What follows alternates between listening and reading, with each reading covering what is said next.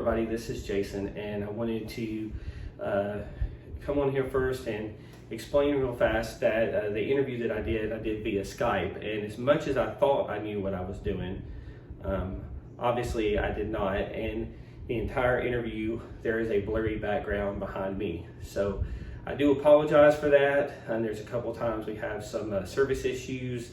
However, it's a very good interview. I hope you enjoy it with Steven and his wife Valan, two very cool and interesting people that have a passion for running.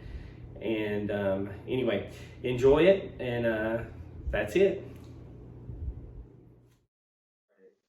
All right, good afternoon, everybody. This is Jason here doing a special episode where I'm actually doing something remote for once. I know typically I go in person to meet people, but the folks that I'm talking to now are they're a couple of hours away from me, and so I figured probably be good to do something remote, because I'm sure they don't want me driving up in their yard at like 8 o'clock at night doing this. So I'm going to be talking with Steven and Valan Kornhaus. Both these guys run. They have a family, and they both have a race they both are race directors. And on top of that, runs a pretty popular YouTube channel. I noticed that he gets all the stuff sent to him now, and he's testing it out. Oh, look at that, I got the swag. So anyway, thanks for being here, guys. I know it's a challenge doing these things, and I appreciate you both being here. So we'll just start. We'll start with Valan, ladies first. Where are you from? Originally, I'm from a small town in South Carolina. I spent several years of my childhood living in Baltimore, Maryland, but then we moved back to South Carolina, and it's where I graduated high school, went to college, and so that's where I'm from, South Carolina. South Carolina, cool. So you meet Steven at college, or what's the story there? Steve and I met in the Army. I joined the Army, and he joined the Army, and we had the little Army love story. That's My great. mom always said that, or I told my mom that, the Army gave me everything I needed. It gave me a job, gave me money, and it gave me a wife. So it's, I mean, what more do you need, right? So, yeah. All right. So before we get into your running story, we're going to skip over Steven real quick. Steven, where are you from? More or less from Western North Carolina. I spent like 17, 18 years of my childhood there. I'm from Colorado, but I moved out of there when I was like 1, so I don't even remember what it looks like, which is horrible because I lived in like Colorado Springs, which is like a perfect trail running area. But then yeah, I've been in Tennessee now for pretty much, gosh, what years is it? A long time, like probably 12 years, maybe longer. Been here for a while. We've been married for 11. Okay, well, it's been longer than that. I've been in Tennessee then probably 15, 16 years. So where you guys are is not exactly like a very popular place. Now it is, because you're close to Frozen Head. But in Frozen Head, most people, you're very much off the beaten path. What drew you to where you guys are now? Being off the beaten path. Yeah. Yeah, I'd say being away from the city and having some land and quiet. We wanted quiet area, and it's definitely this. I mean, our neighbors are Mennonite and Amish and cows. So it's pretty quiet. So all right. Well, so you were in the military. You living where you are now.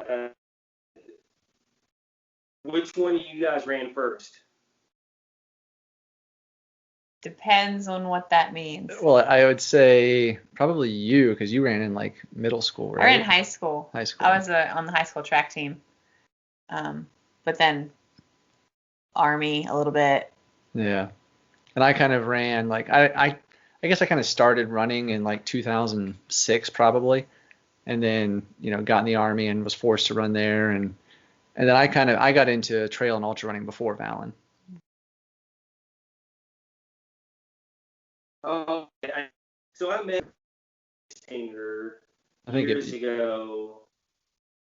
you broke up a Honey second Stinger. ago. Sorry. So I met Steven through the Honey Stinger in Birmingham. I remember the first time I saw you were from Tennessee, and I was like, I'm from Tennessee, and you were like, I'm That's close right. to Frozen Head. And I was like, legit, I am not. So, and then I saw him at Cloudland Canyon where he like tore it up there. Hey, you had a really good race there, matter of fact, and I did not. And so, and so that's kind of how I kind of got to know Steven before he became a YouTube star. So what got you into ultra running? Was it just the area you were in?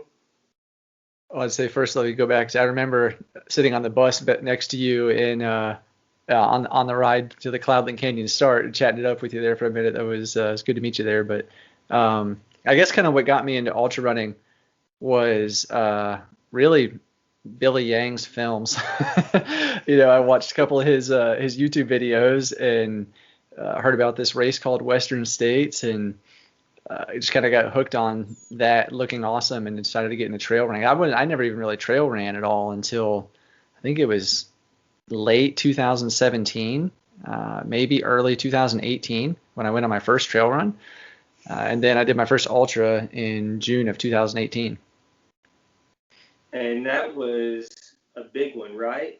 It was the Ozone Endurance Challenge. It was a 24-hour timed event. So it was just a 2-mile loop around a lake here in Tennessee, not too far from where we live now. And, I went in way undertrained, and I ended up doing 100 miles. So I got lucky because I was not really planning for doing that. So it went well. Yeah, most people hate you right now. I have a better first. Yeah. And so that was your first experience in ultra running. I remember when Valan ran hers because you documented it, but I'll let her tell the story. What was your first experience? Yeah, mine makes everybody else feel a lot better. So I actually signed up for my first 50K before I had ever trail ran.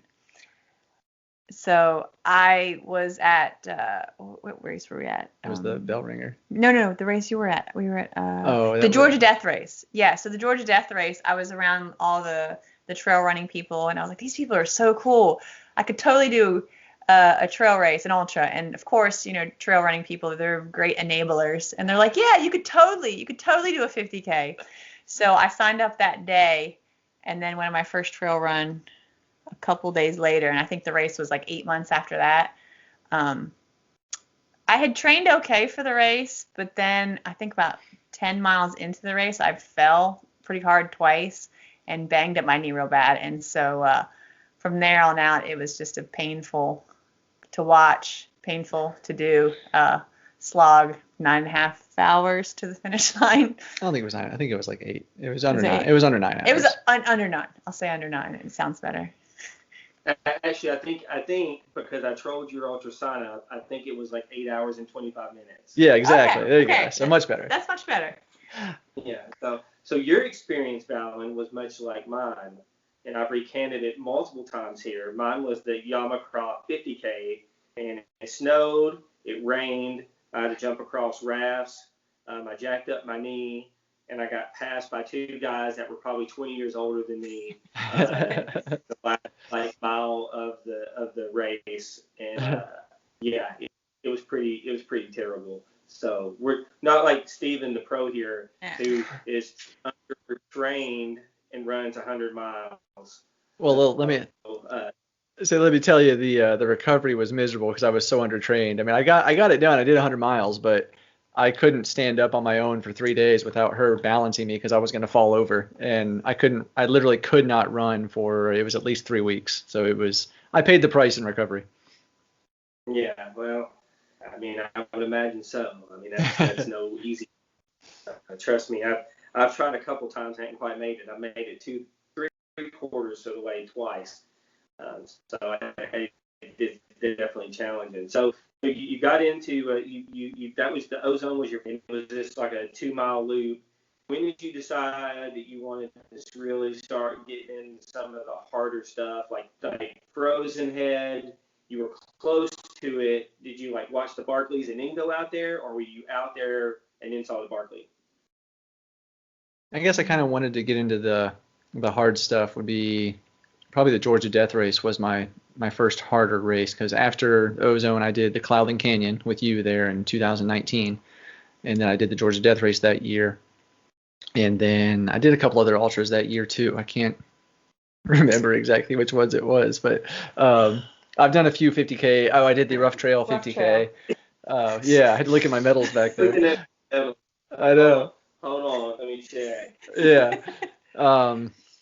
So the hard stuff always kind of intrigued me, just, real challenging stuff. And then I think I had watched the Barclay documentary probably back in like 2017. Somebody told me about it and I watched it. And then when I got more into trail running and, I found Frozen Head was 30 minutes from my house, basically.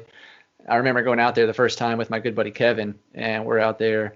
Well, it wasn't the first time, but one of the times out there with Kevin, and we were both just like in awe of being in this place of, where legends have run. Basically, it was cool, but a lot has changed since then, and yeah, so it's an awesome place. Frozen Head is my training grounds. It's where I can go get lots of vert and some good runs in for sure. I love it there. So Valan, are you wanting to do the Georgia Death Race now since Steven has done it? No, not at all.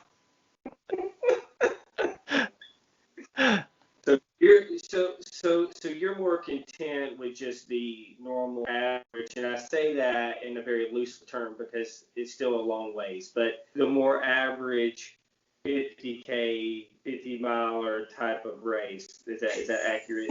No, really. I am signed up for No Business 100. We're both doing it together. I'm signed up for it as well. I'm pretty much just gonna run with her the whole way though, basically as like a pacer. But I'm gonna get her across the finish line, and I've never run 50 miles. 50K is the farthest I've ran, so I like to go in. I say undertrained and overconfident.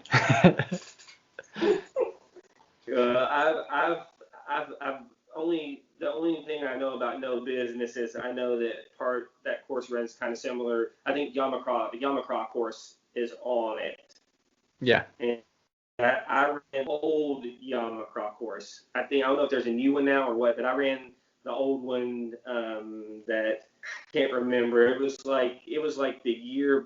It was like maybe the year before Cloudland Canyon was the year that I ran it. But anyway, that's all I know about it. And I know it's a tough race though, right? I mean, you ran it. Didn't you get hurt there, Steven?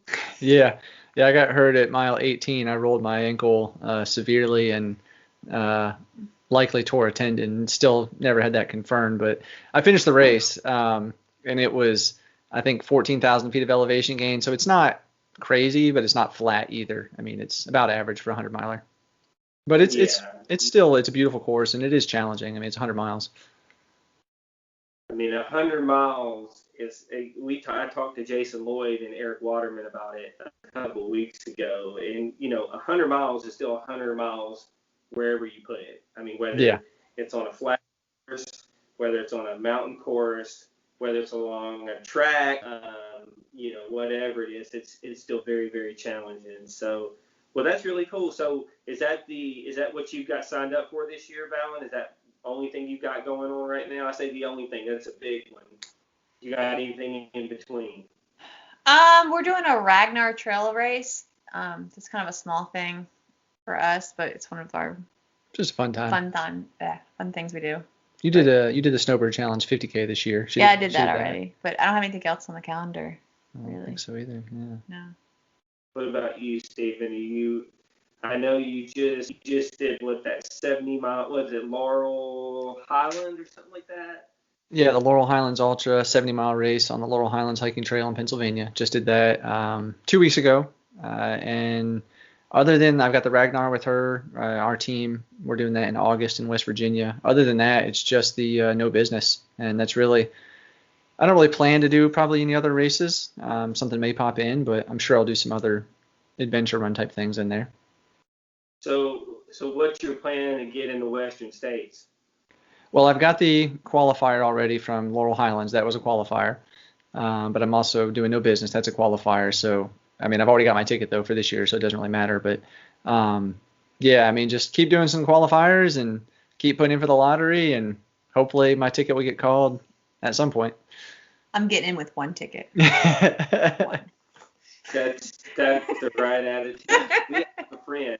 The first guy I interviewed, my very first interview, Jeff Deaton, he got in the Western States with like 1 or 2 tickets. Oh man, wow. It's just, yeah. So he's there right now. He just posted a picture. Oh, it's awesome. Nice. And I texted him this morning and I said, I get exclusive rights to your interview after you finish Western. So anyway, it's pretty cool. So you got that going on, and then I guess when did you guys decide that you wanted to do the race directing thing? Like I know you got property. Do you just like thinking I'm gonna cut some sort of trail out of where we live and let's see if we get people to run the thing? Well, They're two separate things. Yeah, so let me start first. Like the trail in my backyard. So I have a 2-mile trail in my backyard that is on my property, and then some of it's on my neighbor's property that he lets us use. And that was just so we could train. And we have a field on our property that is probably no more than 1.5 acres. And I mowed a little zigzag course through it. And For the kids. Well, yeah, kind of just for the kids to like run in and ride their bikes through or whatever, something like that. And 3 or so years ago, we put on a fat ass basically, where we had some friends over and we did 6 hours in that field in July in like 95-degree heat. It was miserable, miserable. It's called the monotonous because it was very monotonous. But then we did that 2 or 3 more years after that, kind of as just a fat ass. And then the race directing thing is really her gig. We've got a small business that is under kind of her race directing company's name, but it really encompasses that and then my YouTube channel separately. So the race directing thing really is that's her gig. So I'll let her tell you about the first race she put on, which was not the race that Will ran, the slightly less monotonous, but a road race. Mm-hmm. Actually, 2. I have 2. Tell them about it. Okay, so the first race I ever did was a 5K, a Thanksgiving 5K I put on in our town, and then a couple months later I did a road half marathon at a local brewery. Well, it was 5K, 10K, and a half 5K, marathon. 10K, and half marathon. The Sawbriar Run the Pass race. And I did that one, and I really enjoy race directing, and so I was like, well, why don't we just see if we can turn the trail race into a race? And so that's what we did this year. This is the first year we turned it into a race, and I think it turned out really well. Yeah, it was a little bit smaller than we would have liked, obviously, but everybody that came says they had a really good time, so that was what it was all about, making sure people had fun, and it was a good time. I got a couple more ideas for the future. For 2022, well, we'll be doing, or she'll be doing the, I'm obviously involved and I help a lot, but she runs the show. We'll be doing the Thanksgiving run again this year, and then she's already got the date booked for next year's 5K, 10K half marathon at the brewery again. And yeah, we got some other things on our idea plate. So where's the brewery up there? It's in Jamestown. It's really only 20 minutes from our house. It's the Sawbriar Brewery. Never heard of it. Cool. So well, they don't brew their own beer, so it's not like you would have like had any of their beer. They really just get beer from other local breweries and bring it on tap and have it there. The big name is Highland Manor Winery. It's the oldest winery in the state of Tennessee. But I mean, the town itself, I think the city limits has 300 people. So like 700. I think. Or 700. Yeah, it's very, very small. It's very small. It was a really big deal to bring a half marathon. It was the first half marathon in our entire county. So it was a pretty big deal. And they went really well. It had a good turnout, and it rained, but people had a lot of fun. It was good. That's awesome. That's awesome. And the thing I noticed when I was looking at Ultrarunning and looking at Valan's Ultrarunning is that you came in second female at the Snowbird. Is that right? Yeah, that's right. And that was your second 50K. Yeah, I was very shocked. Yeah, it was interesting. It was really nice after my first 50K, the experience I had to come back and really feel like I was doing well at a race. And I remember Steven said, he's like, you're in third place, and I was like, no. I said you're in fourth place. Oh yeah. And I think I got it. I documented it, of course. I did a video on my channel, but I said fourth, and she's like, no way. Like, just look on her face was just awesome. And then, like, I remember she came into the 1 aid station, and the third place girl was at aid. And I was like, you see her? Like, that's the third place girl. Like, you're in second. And she's like, what?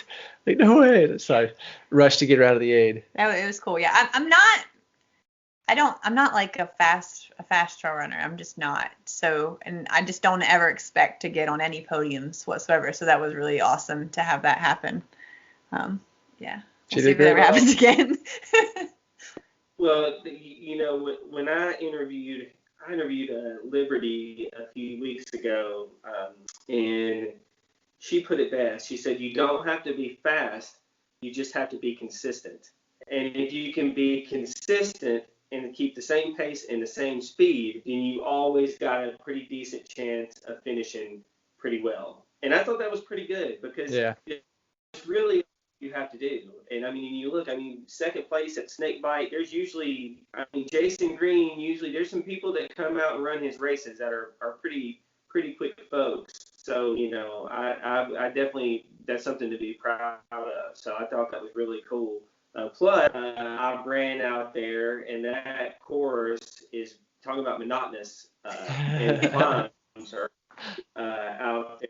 Well, I did the Yeti Nightmare out there. That was, I think, one of my first trail races, was the Yeti Nightmare, I believe. So anyway, that's really, really cool. So I had to bring that up. I didn't want to miss that, because I thought that was a really cool story. That was only your second race, so it runs in the family. You know, he runs 100 miles first, and you get second place in your second one. I think I placed one time in my entire lifetime, and I think it was like in some like Bob 5K backyard. Hey, it doesn't matter. You know, doesn't matter. That's right. I got a little plaque. It sits on a shelf. I'm so okay. All right, now off track. But so anyway, that's really cool. So so moving on to from that, so the YouTube channel is pretty big thing. I remember when you started it, and I started watching your stuff, and I was thinking, this is really cool. I'm wondering what he can do with this. And now you're over 2,000 followers. I mean, did you expect to do this quick? I'd say no. I was hoping to get 1,000 subscribers in my first year, and I think it took me like 8 months to do that. And then, you know, I got embroiled in a little controversy, and that always helps. I gained a lot of subscribers from something.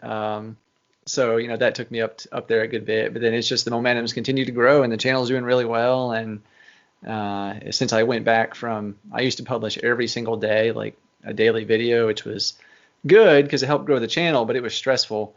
And so I went down to 3 days a week, and that's been much better. And the channel's continued to grow, probably maybe even more than it was before. So I'm happy with it, very happy. So you went with like the gear route, and I know you do document y'all, you know, some running, and you got some family stuff on it as well, which is really cool.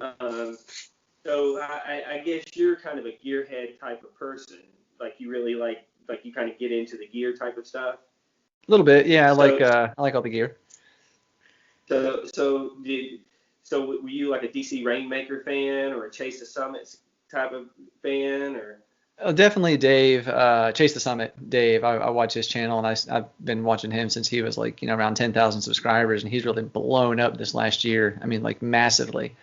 And he was very helpful in like questions with my channel. You know, I would reach out to him and talk to him on Instagram or whatever, and he was really helpful. And so was Ryan Clayton. Both those guys kind of, you know, helped me with a lot of technical questions, editing questions, and things like that. So they've been awesome. So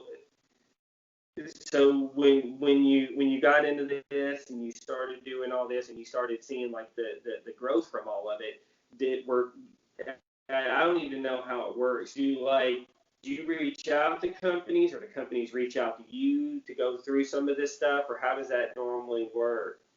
It's both. I think the first thing I ever reviewed for a company was a massage gun, and they reached out to me and said, hey, you want to test a massage gun for us? And I said, sure. And then once I did that, I've been contacted by numerous massage gun companies now, and I think I've had 5 or 6 massage guns to review. Not mad. Yeah, I'm not mad. I love massage guns, and I've given one away on the channel. I'll probably do another giveaway soon. But yeah, with other companies, I've emailed them, and like Koros, I emailed Koros, and they've been great. Sending me, like this Koros Vertex right here. They sent me this to review, and another watch. Polar sent me a couple watches, and the one company it's been most companies are fairly responsive and want to work, but as a small, I'm bigger in certain communities, but I'm a very, very small channel compared to you got, like you said, Chase the Summit, we got Ryan Clayton, we got Seth James Damore and DC Rainmaker, all these guys out here that are much, much bigger. So when me and my little 2,000 subscriber channel contacts Garmin, they're like, delete. Well, so. Who is it that will not? Is it the Ginger Runner? I don't think has ever reviewed a Garmin, has he? That's a good question. I don't know. I know I've seen him do plenty of Koros and like Sunto and things like that, but I don't know. I think he has never done a Garmin review. Huh. That's interesting. I think they're just extremely on who they have review their stuff. Yeah, I don't know. But on a positive note, you review the watches that I own, so as long as you're just Koros, then I don't care. And they're super good. And for those of you who are watching and you haven't checked out Steven's videos, it's Ultra Trail Steven on YouTube. His channel is much, much larger than mine. I'm a very neat type subject matter, because I do all the local stuff, and so I have a very small audience. But the cool thing about what I do is I get to talk to people on a local level and really get to know people locally that I may not. Of course, I know you. I'm kind of cheating a little bit, but some of these other folks like Liberty, I'd never met before in my life, which was really super cool. Trent, the blind monkey guy, I never met before, and it was really awesome. Cool meeting him. Yeah, and so this has been really, really neat, and it's neat to hear, kind of what you do and seeing what you do and watch how your channel has just kind of exploded. And I've forgotten all about the controversy. We won't talk about it, but I forgot that definitely probably helped a little bit. So yeah, I think I got like 500 subscribers from that. None of which was intentional. No, not at all. It was the one positive out of that mess. And I will say this much out of the entire mess, I was one of the few lucky people that actually got to see what you put together. Oh, and nice. It was very, remember I reached out to you and told you it was very I do, good. yeah. So, I remember that. So the one thing that I wanted to put at the end of all this is you both run, she's a race director, you're a YouTube guru, and you've got small children. So how do you manage 2 runners, race directing, multiple races, being a YouTube person, and keeping your children not going crazy all the time? There's actually one more thing that you don't know that I do. I homeschool our kids. Yeah, so she homeschools the kids too. So she's very busy, wow. Busier than me. It's she needs a raise. Yeah. Anyway. She's a raise, yeah. It's hectic. Yeah, we're not gonna lie, it's tough. I mean, it's a challenge. It usually looks like us at the end of the year sitting down at the table with she's a paper person, a paper and she likes an actual paper calendar. So she sits down with that, and I have my phone, and we what races do you want to do this year? And we kind of mark them down so we're on the same page. And sometimes it's earlier than the end of the year because a lot of ultras fill up quickly. But then it's just some people like to add in races and say, oh, I like this race. I'm like, well, it's my long run. So yeah, that does happen. So, but I mean, there's some sacrifice from both of us. Probably more so from her, honestly. But we both train with Vert.Run and have the same coach, so that's kind of helpful. Where they're understanding, and we work our schedules where our long runs are on different days, and it's tough. It's very tough. I end up doing a lot of runs on the treadmill, actually. Not that many. Like we're also lucky too, because we have the trail in our backyard. Mm-hmm. So there's plenty of times where the kids will be napping, so she'll go out or one of our kids that still naps barely, we'll be down for a nap, so she'll go out and run a couple laps on the backyard trail, or maybe she'll be on the treadmill, I'll go run on the trail, something like that. So we make it work. Yeah, and since Steven works from home, it makes it a lot easier because there's always someone here. He may be working, but he's here. Our other kids are older, so if they need something, just bring the baby monitor. That's cool. But I did notice that when you guys crew each other, you bring the kids though, right? No. Yeah, luckily we've got good support. Her, I think at the Laurel Highlands, her mom, no, it's my sister. My sister watched the kids. All of them. And all Brandon. of them. Brandon was all here of them. too. And my sister's husband, Brandon. And then, her mom has come over a couple times, watched the kids. My mom has watched a couple of them. So we're lucky that we have some family close by, and they're pretty supportive and helpful. Oh, that's cool. That's cool. Because I remember, what was it? Was it the time you ran through Knoxville or something, or like some highway, and you nearly you looked like you were dying because it was so hot outside, and I thought that the kids were around at that point. I couldn't remember, but no, I don't. There was a lot going on. The boys were with us at Snakebite. Oh yeah, when I was running through Knoxville, that was my solo 100K that I did there. But the kids weren't there for that. But when she did the Snakebite where she got second, our two boys were with us there and helping crew. Yeah. Yeah, that's what I'm remembering. I knew there was some video where I saw the kids in it at a race. Yep. So I knew there was something I was thinking of. So that's really cool stuff. So anyway, just kind of wrapping things up, so I don't want to eat into your time too much. It's it's almost 9 o'clock. So anyway, so just looking ahead for you guys, both you guys have the No Business 100, and your YouTube channel is Ultra Trail Steven. And your races, do you guys have like a website for something like that, or? I have a Facebook page. It's just Running Productions for my business, and then our two big races, the Sawbriar race and the Monotonous race, both have their own Facebook pages. Yeah, and then she's got run sign up for the half marathon, 5K, 10K, run sign up, and then we're going to move to run sign up with the other race next year instead of ultra sign up. But yeah, you can find us on there. And I'm on Instagram too, same name, Ultra Trail Steven. Yes, I highly recommend, if you have not watched his videos, watch his videos. They are fantastic. He has drones. He's very high tech, time production. Unlike the production you're watching right now, it's super high tech. Very, very cool.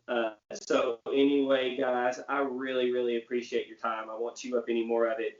You guys have yourself a great evening, and I'll see you guys later. Thank you again. Yeah, it's been fun, man. Thanks a lot. We appreciate it. Thank you. Yeah.